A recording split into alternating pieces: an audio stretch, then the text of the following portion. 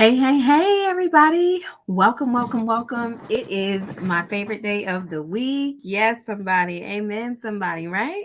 It is Wednesday. It is Warrior Wisdom Wednesday. And listen, I am so excited to be here. I'm excited about this topic that we're about to kick off. This new series. It is amazing. Let me just pull up my phone so I can make sure I can see your comments and just make sure I capture everybody out in the world. Yeah, just really excited to be here and just to share with you, a little bit of what God is sharing with me. So, if you are new to me, I am the generational change agent. My name is Ayana Henderson, and my platform is Warrior Womanhood. Um, and I'm just excited to be here. So, welcome again to Warrior Wisdom Wednesday. And so, what I do is I help Black women accelerate their healing so that they can live a life that they are proud of and they can help their children do the same. And so we believe that it doesn't take years of therapy to heal. With our framework, we've done it in just 6 months. And so we have been able to definitely transition many women from this place of feeling wounded or dealing or operating in their emotional wounds.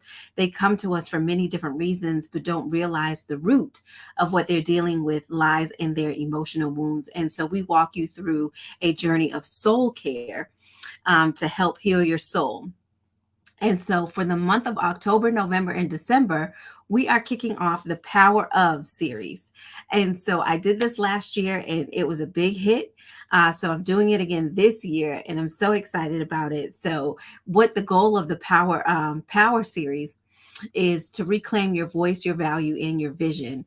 And so we are kicking off October with the power of your voice. And so November will be the power of your value. And December, of course, we're ending it with the power of your vision, right? Because we all talk about how we want to go into the new year, new me, that whole vibe. And so what I do is I try to prepare you before the new year so you don't have to wait until the ball drops to be this new version of yourself. You can actually walk into the next year with a plan and then also feeling empowered and encouraged with your voice, that you'll be able to actually do the things that you say you want to do, right? And that's the goal of the whole thing, is for you to be able to walk in that authentically, right? So we are kicking off our Power of Your Voice series today. And today is very near and dear to my heart. We all sort of have that one thing that we struggle with. And for me personally, that was my voice, right? That was me being able to stand up for myself, me being able to take action using my voice and asserting myself and saying the things that I believed I needed to say, right? Those were the things for me that were like my trigger, my trauma area. And so the enemy came for me at a very, very early age to steal my voice. Um, Ways that I've talked about openly that are like the way in which I was molested when I was younger, like all of it just, when I looked back over my life, it was all ways in which my voice was impacted and my ability to speak up for myself was impacted. And of course, the things that we say and the things that we don't say impact us in such a way, right? So today, I'm kicking the series off a little different. So while we're talking about the power of your voice, I also want to highlight ways in which you may not recognize that your voice was taken or it was stripped, or you shrunk your voice for self-preservation or protection. And so, in order for you to sort of gain power in your voice, in order for you to have power in your voice, you actually need to go back and peel some layers back to find out where and when and by who impacted your voice. So that is always my belief. Once you get to the root of everything, because you can water a dead flower all you want, but when the roots die and when the roots aren't tended to, you have no way of making an impact in that root's life. Like if you can heal the root, you can heal the flower. And so that is the point of today. So we're talking about voice violations, right? Who stole my voice? Who stole your voice? Because it didn't just happen magically. Typically, you've experienced some sort of trauma around sharing your voice, around sharing what you feel, around sharing what you think. And because of that, you now are operating in a space where you feel like your voice has been impacted to the point where you are not actually saying and showing up in the ways that you desire to show up. So you now are shrinking your voice. And so I just want to be able to release you from that and show you the ways in which um, you are able to reclaim your voice, to reclaim the power in your voice, right? And so, three ways that you could have experienced a voice violation is either it may have been muted, it may have been masked, or it may have been manipulated. Those are three ways in which your voice could have suffered an impact on how you show up, right?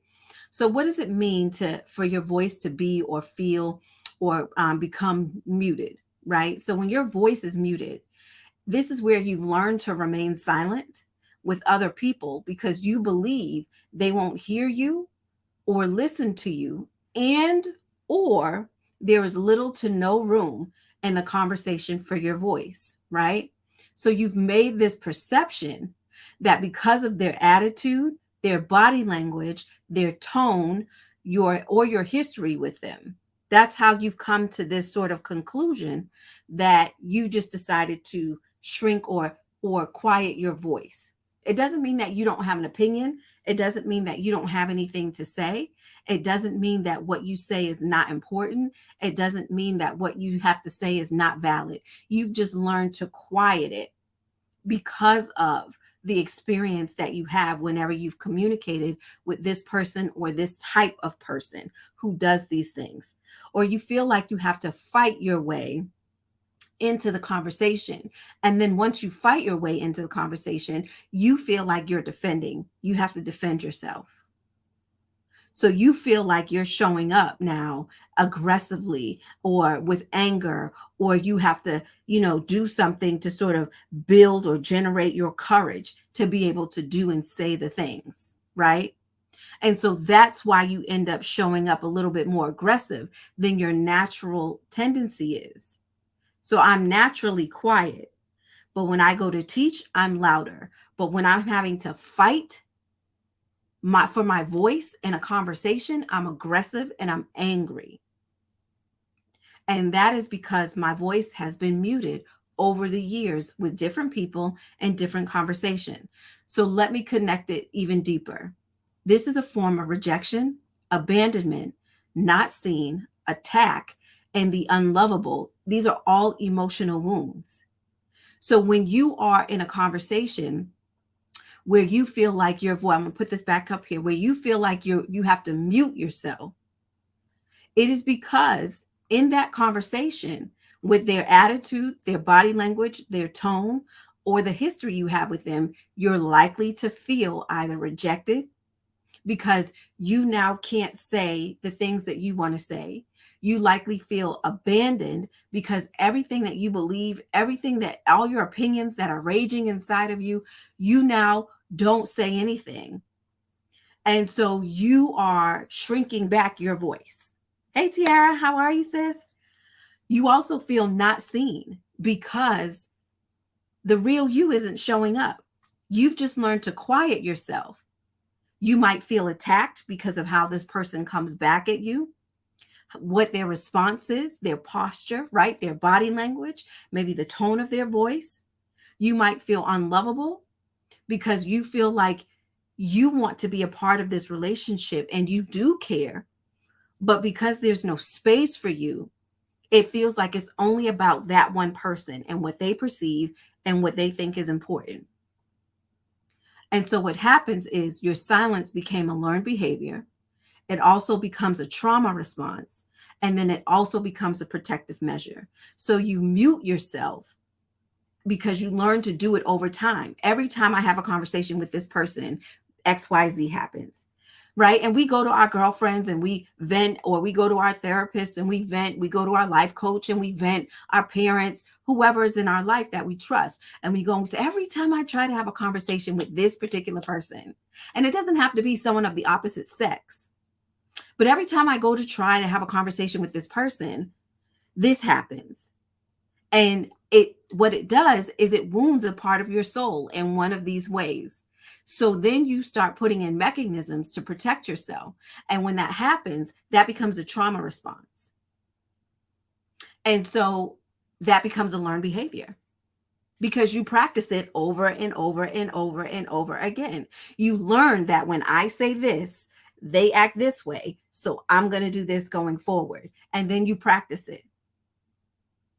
And because you don't want to feel the emotional weight of rejection or abandonment, that's what makes it a protective measure as well, because you're doing everything to protect your being. You don't want anybody. Nobody's walking out in the world like, here's my soul, come hurt me. Nobody is doing that. So that's why it becomes a protective measure. The second way your voice can be violated, right, is when it's masked. And this is when your voice, excuse the typo, your voice is overpowered by the voice of another. And so this happens when it comes in the form of being cut off, being shut down, being told how you feel, how you think, what you believe, and what your motive was. Right? So think about having a mask. Like Halloween is coming up and some people celebrate. So you have a mask on. There's the true you, right? All of this is me. And then I put a mask on and I'm representing something or someone else. And it's the same thing that can, oh, this is good. This is the same thing that happens with your voice. They then try to put on you, right? So when they cut you off, what happens is now they're trying to finish your sentence with their thought. When they shut you down, whatever, I don't care, I'm over it, I'm done talking. They stop you or prevent you from continuing to engage in the conversation. When you're being told how you feel, that's why you did this. That's not, you feel this way. You're being told what they think your feelings are. When they tell you what you think, oh, you did this because you think, again, they're putting their voice on your voice. And when they do this with what you believe, and what the reason why you did that is because you have no idea why I did what I did. You have no idea. You may be in the ballpark, but if you're not me, chances are you'll never 100% know why I've done the thing that I've done. You just won't. It's almost impossible because you're not me, because it's multifaceted. There's so many different things that play into why a person thinks a thing, feels a thing, does a thing. It's not just for one specific thing and that thing only. Usually it's rooted in layers. So when somebody is telling you what you feel, what you think, and what you believe, or why you did a thing, they are putting their mask, their voice on you. And that is how that is a voice violation, right? And so when this happens, you likely feel controlled, devalued, powerless, and defeated. Because if every time I'm trying to tell you how I feel, and you tell me that's not true, this is how you feel, then I feel defeated. I feel like I don't know me.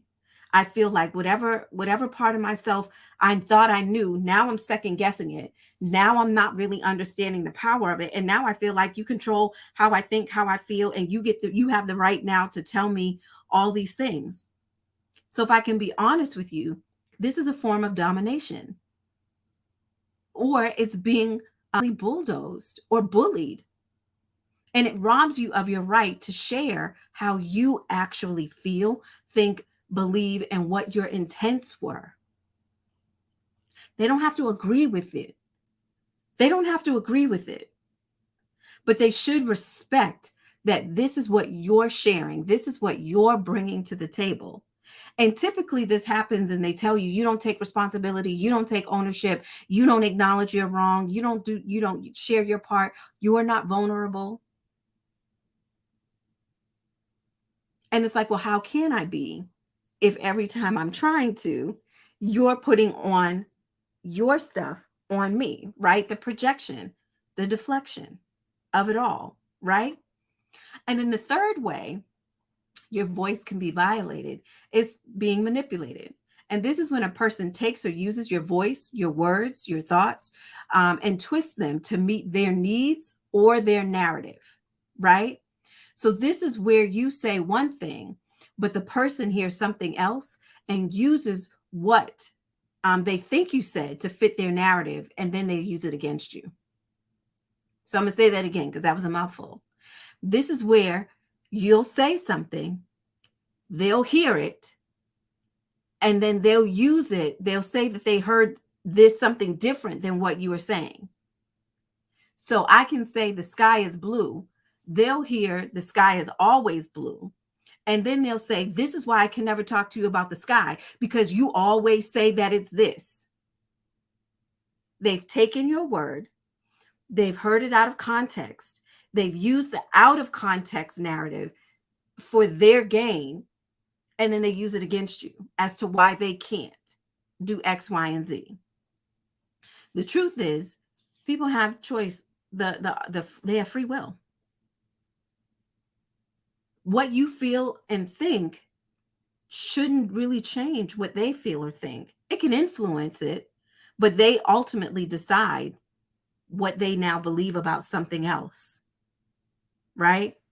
And so this is a form of exploitation. This is where your words are used against you, period, as plain as day. It's also a form of betrayal because this behavior violates trust and emotional safety. If every time I come to you and I say X, Y, and Z, and you say, oh, A, B, and C, and oh, so that's why, because A, B, and C, and you're like, no, but wait, I said X, Y, and Z. And they're like, no, you said A, B, and C. And because you said A, B, and C, this, that, and the third. And you're like, well, how am I supposed to come to you and share X, Y, and Z when you always hear A, B, and C? And then you use the A, B, and C against me to prove I'm a certain type of person when I said X, Y, and Z. That math ain't mathing. That math ain't mathing. Right? And so what happens is you learn to choose your words wisely. And then you adopt this belief that less is more. So you stop being vulnerable. You stop offering information because you don't trust that it'll be used correctly. You don't trust that they'll actually hear what you're saying. So you learn that less is more. It doesn't mean that you probably will stop engaging with this type of person in this type of communication. What it means is, how are you doing? I'm doing okay. How was your day? My day was pretty good. You're not lying. You're just not willing to offer extra words that can get misconstrued and then used against you. And so this is an impact that these three particular violations on your voice can have. So when people are saying things like, you're shrinking your voice, or I don't say the things that I want to say all the time, or, I wish I could be more assertive or outspoken, or these things, usually you've experienced one of these things. You've either been muted, you've been masked, or you've been manipulated at some part of your journey and sharing and using your voice. This is where you're like, oh, because this happened, I don't want it to happen with other people. And so therefore, I'm going to shrink back. I'm going to silence myself. I'm going to. And so I want to be very clear when I say this, because we'll take this information and then we'll go out and we'll blame other people for why we're in this space. That's not what I'm saying. What I'm saying is, likely you experience this type of behavior in your communication, and because of it, you changed your behavior and made a decision that you were no longer going to show up fully, wholly, and totally in this way because of the damage that it's caused. So you made a decision. And now you find yourself in spaces where you should be speaking up, where you should be showing up, where you should be talking about the full and total value of your voice, but you don't do it because you learn these behaviors, these defense mechanisms, these ways of protecting yourself when it comes to using your voice because of the violations. So you have to peel back the layers. This is why soul care is so incredibly important. So, of course, I'm not going to leave you hanging. What can you do about it? So, one of the things that struck me as I was studying on this and getting all my notes together is the victim impact statement. And so a victim impact statement is when, a crime is committed, the person is about to be sentenced, and the judge in the court allow you as the victim to be able to go up and present a statement of how this particular crime impacted you, your family, etc. And so you get to read this statement out loud before the jury, before the defendant, and you get to share how their actions have hurt you. So what I did was translated that to a voice impact statement.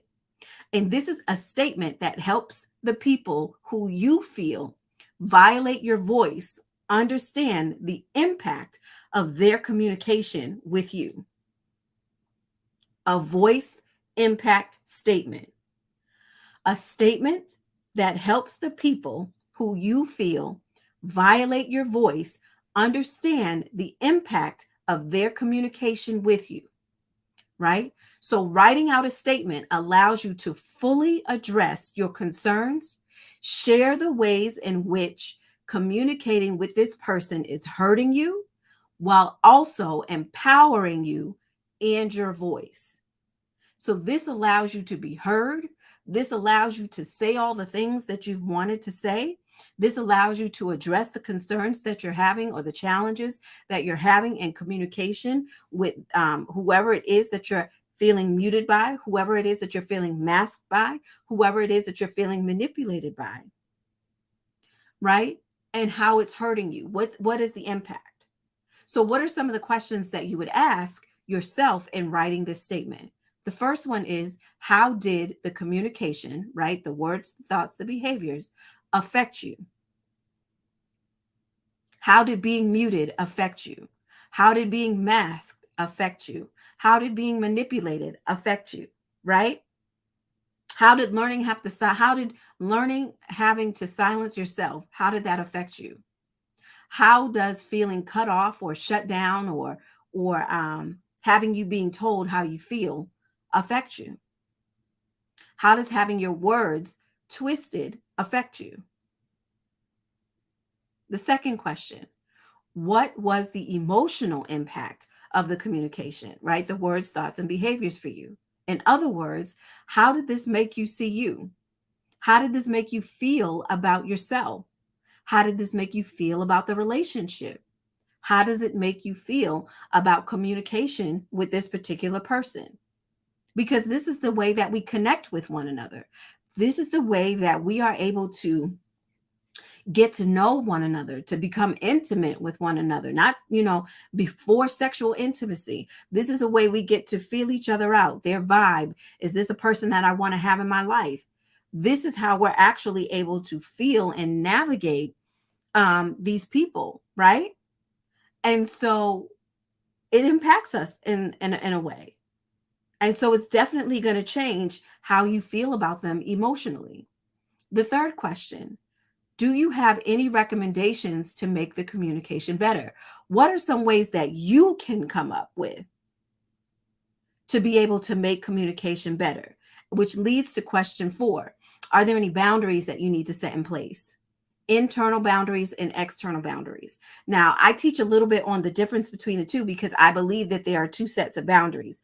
There are boundaries that you hold to yourself, like hold yourself to. Those are internal boundaries, right? I will not yell. When I get to a place where I feel like I'm going to yell, I'm going to end the conversation because I don't want to tear anybody down. And when I've gotten to that place, sarcasm kicks in, mean words kick in, I'm now on a power trip. And so I'm doing anything I can to win the argument. And I'm not holding back. So I know for me that when I'm getting to a place where I want to yell, I want to scream, I want to come after that person, like my desires now are to win and not to understand, I can't. And that's the internal boundary. I'm sorry, I just can't right now. I'm like, I really can't. And I have to be okay with that person being upset because they aren't getting what they want at that point in time. Because likely what you'll get is a version of me that you didn't want. And so because I know that about me, I've now made it a point to say to myself, an internal boundary, Ayana, when you feel yourself getting hot, you have to stop communicating. You have to communicate that you can't continue the conversation, like you feel emotionally compromised. You have to say something, because the last thing that you want to do, and the one thing you committed to yourself, was that you're not going to tear people down. You're just not going to do that. And then external boundaries.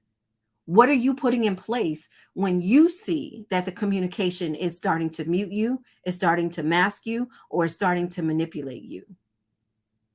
What are those things that you're going to do? So if you're trying to talk and you're constantly being cut off, how are you going to end the conversation? What are you going to say? These are boundaries. I want this conversation to continue, but it doesn't seem like you may be in a place, or we've gotten ourselves to a point in our conversation where we're not hearing each other. So I'm going to pause the conversation. And until I can get to a place where I feel like I can hear you and understand you, we have to put a pin in this. Because you're choosing now to be different, right? You're choosing to show up differently. And then lastly, are there any other things that you would like to add? So when you're writing this statement, here are some do's.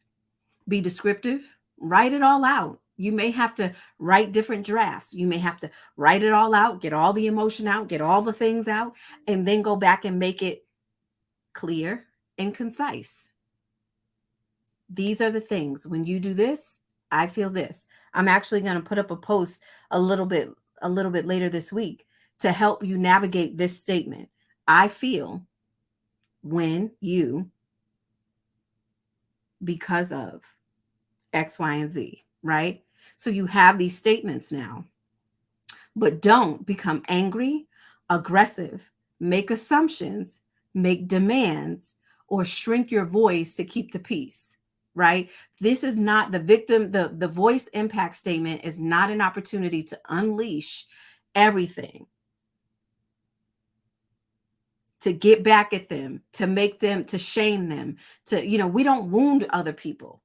We want to heal our wounds by addressing our wounds, but in addressing our emotional wounds is not an opportunity for us to wound other people.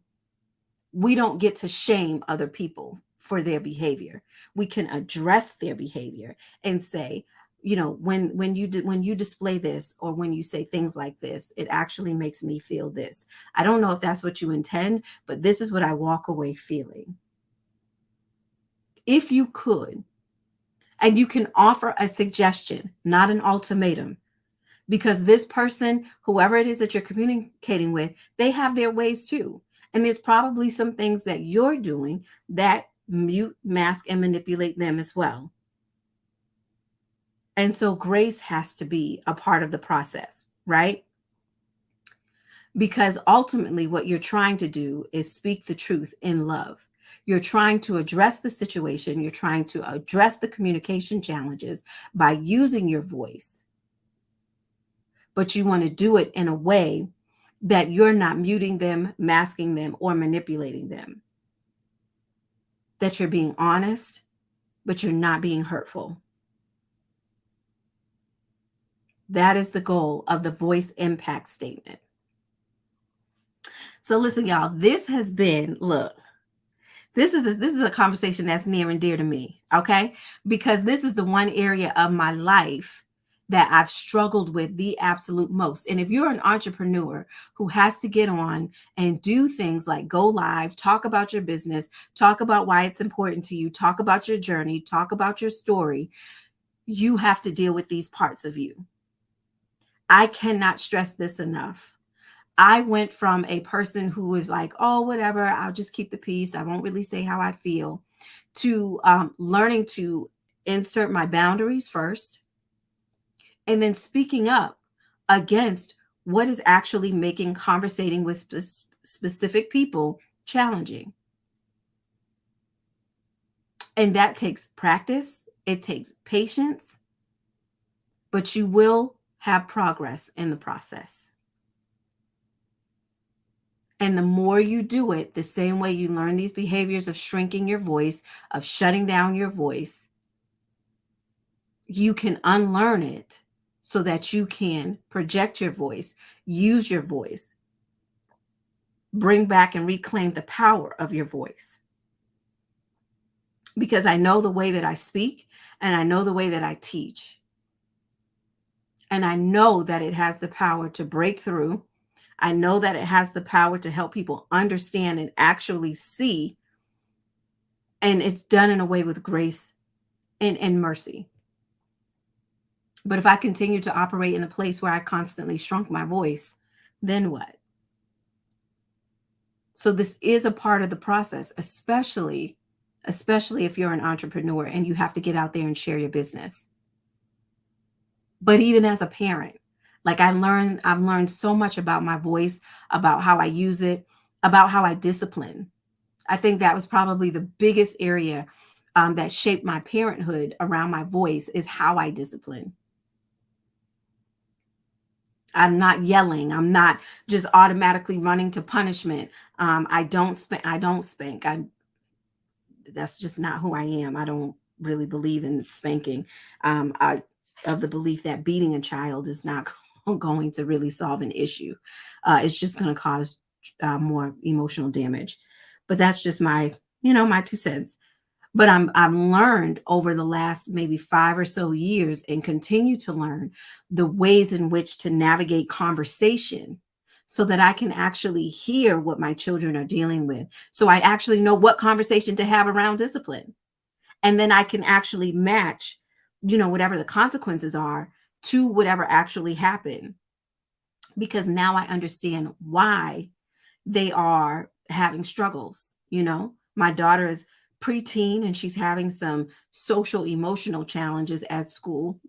I guess that's the best way to put it. She's not, it's not really like fighting, but it's like petty arguments, things that are just getting her in trouble and putting a label on her that's unnecessary. And so instead of you know doing all of this, we sit and we have conversations and I ask her questions to be able to understand why she responded that way. Why did she think that that was the best way? What provokes her to do that? And I'm understanding that now we're at a space where we can talk about boundaries at the next level, right? When we're no longer at good touch, bad touch. So now we're at a place where we can talk about boundaries and what words and what language she can use. So, in fact, I'm about to have her take the DISC assessment. They have one for kids now that I'm certified in. So I'm about to have her take the DISC assessment to help give her language so she can see that this is her, that this is not just mom trying to pull words into her mouth, right? I'm not masking my children. I'm giving her an opportunity to learn more about her so that she can go through this process, feel the weight of her actions and the consequences of her actions, but also learn now how she can do things differently in her own way, not in mom's way. Right. And so that's how I empower the next voice, the next generation to do and be exactly who they're called to be. Instead of my mother always told me, my mother always said I had to. My mother said, because every time my mother said, well, what do you say? Right? It's just like when Jesus was like, well, who do you say I am? Giving them an opportunity to say who they think Jesus is. He knows who he is. Right? So, Y'all, today was the first day. These conversations, I think, are very necessary. They have to be had. I'm really excited about the Power series. These really get me excited, like, because I feel like there's breakthrough and transformation with each individual Warrior Wisdom Wednesday, that there is a breakthrough coming, especially for people who might be struggling in their voice and not really knowing why or what it's rooted in. Right. And so, like I said, this is a part of the soul care journey. This is a part of the soul care framework that I teach inside the Warrior Academy. But what I want to offer you is we are kicking off, and I'm so listen. I haven't seen anything like this yet, but it is a soul care masterclass. It's called You Won't Break My Soul. Shout out to Beyonce. I'm just saying, sis. Hey, girl, hey. We are kicking off a soul care masterclass called You Won't Break My Soul. It is absolutely free to attend. It's happening on Wednesday, next Wednesday, October 12th at 7 p.m. And it's absolutely free to attend, right? So you just want to head on over to warriorwomanhood.com/warrior events, sign up for the You Won't Break My Soul masterclass on soul care for women. And we are going to peel back some things, right? We're going to talk about the power of your voice, the power of your value, the power of your vision, right? And how it starts in the soul at the root. And what are some things that you can actually do to start working on those things and healing those things so that you know what I'm saying, walk into the space of complete and total soul care, because that is the goal. That is the absolute goal. So, yeah, this was good. This was good. I thank y'all so much for hanging with me today.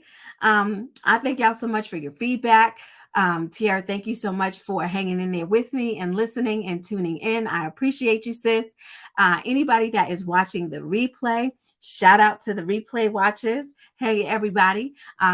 Continue to continue to share the post, tag people in here so that they can get this message. If you know this is for someone, and you know that they need to hear it, tag them in it, because this is just going to get gooder and gooder. I promise you that.